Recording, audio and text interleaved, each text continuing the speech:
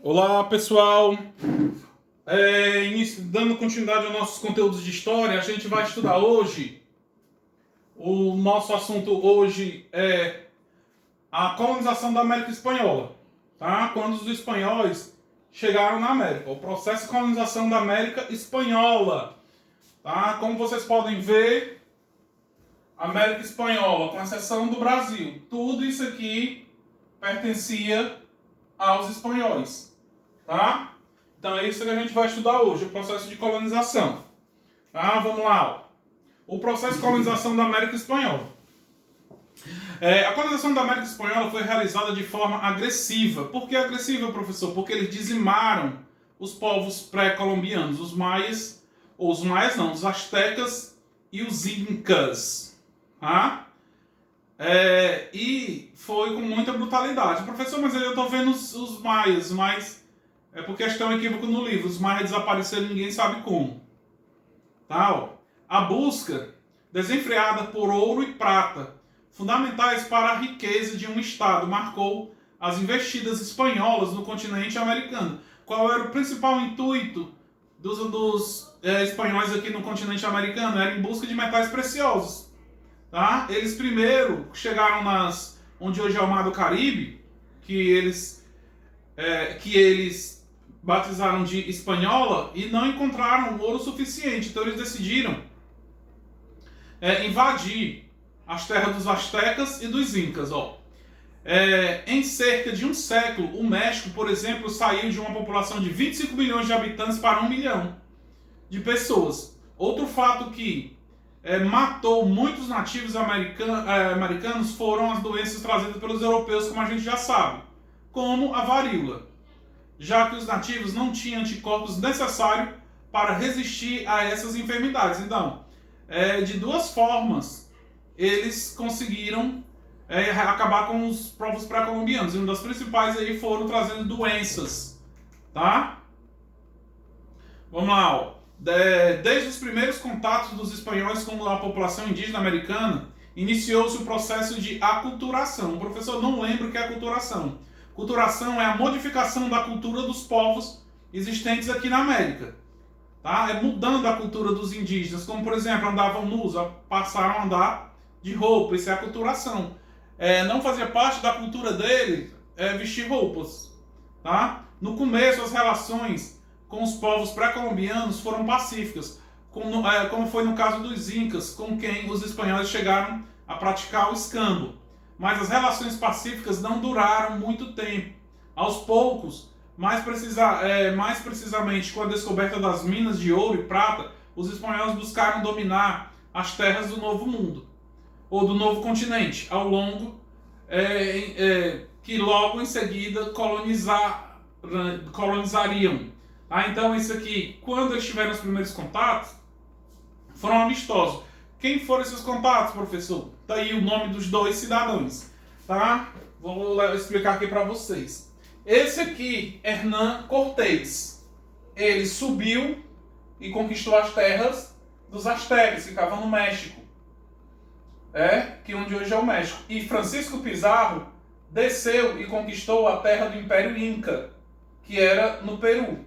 Tá? Então esses foram os dois responsáveis por dizimarem a civilização asteca e a civilização inca. Vamos ver de um por um aqui. Hernán Cortés. A partir do final do século XV, os espanhóis e os ameríndios disputavam o controle das terras de forma violenta. Hernán Cortés, em 1519, tratou de invadir o Império Azteca, que era considerado o maior entre os povos pré-colombianos. Cortés possuía um exército equipado com canhões, armas de fogo e cavalos, enquanto os ameríndios tinham um número muito grande de guerreiros e armas manuais, como arco e flecha. Pessoal, os astecas, eles chegaram a ser dominados pelos espanhóis, porque como a gente já viu ano passado, a gente assistiu até o filme Apocalipto, os astecas eles eram guerreiros. E Cortés ele fez uma aliança com os inimigos dos astecas. Aí foi mais fácil para ele dominar o Império Azteca. Tá? Aí veio A conquista dos Incas. Professor, não estou encontrando isso aqui no livro, porque o livro de vocês não tem, foi eu que acrescentei. Tá, ó. A conquista dos Incas foi empreendida e realizada pelos espanhóis da expedição liderada por Francisco Pizarro. Essa expedição, que possuía cerca de 200 homens, encontrou o Império Inca dividido por uma guerra civil e aproveitando-se disso para dominar esse povo. Por que uma guerra civil? Pessoal, o Francisco Pizarro, quando ele chegou no Peru, ele se fez de amigo do povo asteca, ou do povo inca. E, consequentemente, logo depois, ele teve uma disputa muito grande entre dois irmãos pelo domínio dos incas. Né? Quem seria o inca, que é o imperador. E se aproveitando disso, que os incas estavam enfraquecidos por causa dessa guerra civil entre eles, ele foi lá e dominou o Império Inca, que hoje, onde era o Império Inca, tem lá o Chile, o Peru, a Argentina e a Colômbia, tá? Então foi dominado. Então esses dois foram os dois responsáveis por dominar os Incas e os Aztecas, tá? Hernán Cortés dominou os Aztecas no México e Francisco Pizarro conquistou os Incas, tá? Vamos ver lá. Aí veio a colonização espanhola. A colonização espanhola não tardou a se iniciar. A partir do século XV foram estruturados 5 núcleos de povoamento que teriam a função de organizar a expedição das minas de ouro e prata. No século seguinte, estabeleceu-se a estrutura de vice-reinados, que isso aqui a gente vai ver na próxima aula. Tá? Mas vamos voltando aqui, ó. Por que foi que eles dividiram o território em 5? Porque se vocês olharem, vou voltar aqui para o primeiro slide que tem lá. Olha o tamanho do território dos espanhóis. Vai do sul da Argentina até boa parte onde hoje é os Estados Unidos. Então eles dividiram isso aqui em 5 regiões. Tá? Que a gente vai ver uma por uma agora. Ó. Vamos ver quais foram essas regiões. Vamos lá, ó. Os núcleos urbanos. A gente sabe do Tratado de Tordesilhas, já expliquei que dividia as terras da América entre Portugal e Espanha. Né? Então vamos ver lá, ó. Os núcleos, os primeiros núcleos que eles implantaram na América Espanhola. O primeiro núcleo existiu entre os anos de 1496 e 1508. Foi o primeiro povoamento organizado para o qual os espanhóis eram trazidos para restabelecer sua vida e ajudar no processo de colonização. Então esse foi o primeiro. Tá? O segundo núcleo, buscando encontrar grandes minas de ouro e prata, os espanhóis se deslocaram para a parte central da América em 1509. Dominaram o atual território do Panamá, depois o equivalente hoje a Costa Rica e a Nicarágua. Entre 1525 e 1546 chegaram à América do Sul, e foi justamente nesse período, ou nesse local, que entraram em contato com os Incas, que eu acabei de explicar, que foi lá a expedição de Francisco Pizarro, tá? Apenas nesse segundo núcleo. Aí veio o terceiro núcleo. Ó. Esse núcleo de povoamento tem a ver diretamente com as investidas do navegador espanhol Hernán Cortés, como eu acabei de explicar já, né? Que em 1517 chegou ao México e entrou em contato com os astecas e seu imperador Montezuma. Tá? Aí isso aqui vai falando também da expulsão dos astecas.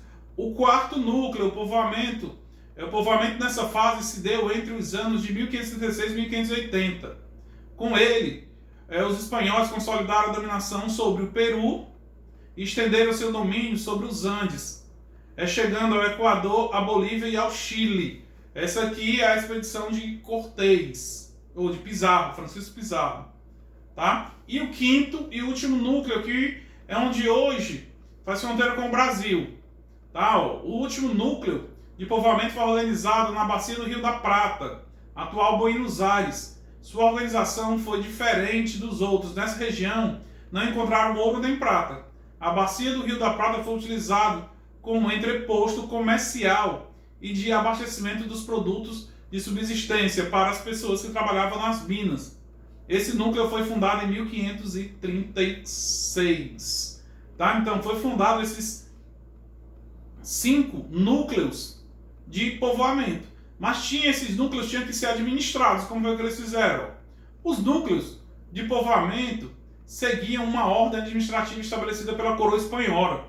Era necessário constituir regras e normas as quais os colonos tinham de cumprir. Somente através dessa situação a colonização poderia ocorrer de forma consistente. Aí o que é que acontece? Foi criado essas 2 estruturas, né, para governar esses 5 locais. Vamos ver lá. Ó. Diante disso, 2 estruturas criadas pelo governo espanhol foram decisivas para a administração. Primeiro, quem eram os adelantados? Ó?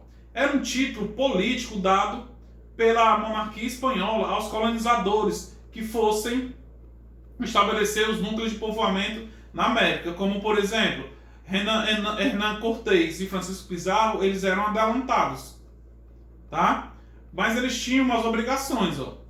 Obrigatoriamente assinavam um contrato que tinham a missão de catequizar os indígenas do cristianismo. Por que isso, professor? Lembra-se da reforma protestante que estava ocorrendo lá na Europa?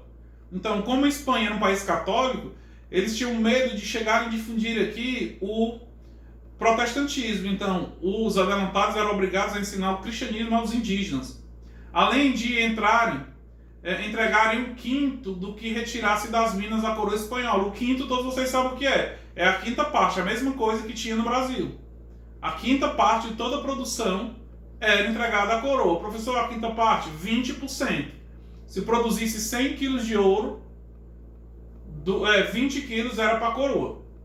Tá? Em contrapartida, eram os executores da justiça e organizadores militares. Nada mais é, pessoal, esses adelantados, se a gente for trazer aqui para a coroa portuguesa, é aqueles mesmos donatários das capitanias hereditárias que tinha aqui no Brasil. Tá? A mesma coisa, a mesma função eles tinham.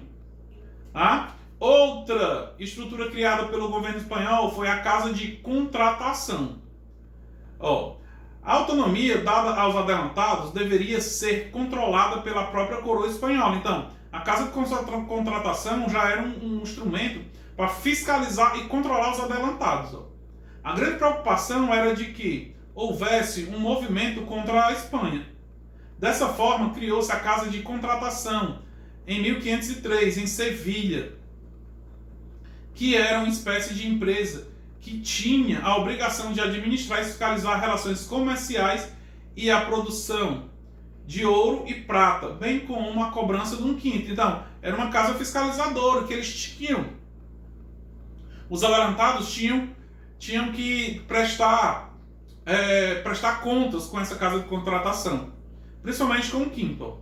Também era responsável por nomear os funcionários e agir como tribunal de justiça para julgar os impasses econômicos. Estava sob o domínio total da coroa espanhola. Tá? Então, pessoal, essa aqui é a nossa primeira parte. Na próxima aula, a gente vai ver que isso aqui não deu muito certo. Igualmente as capitanias hereditárias. E eles dividiram os territórios da Espanha em vices-reinados. Coisa que aconteceu no Brasil depois, quando o governo geral não deu certo. Mas isso a gente vai ver em outras aulas, tá? Até o nosso próximo encontro.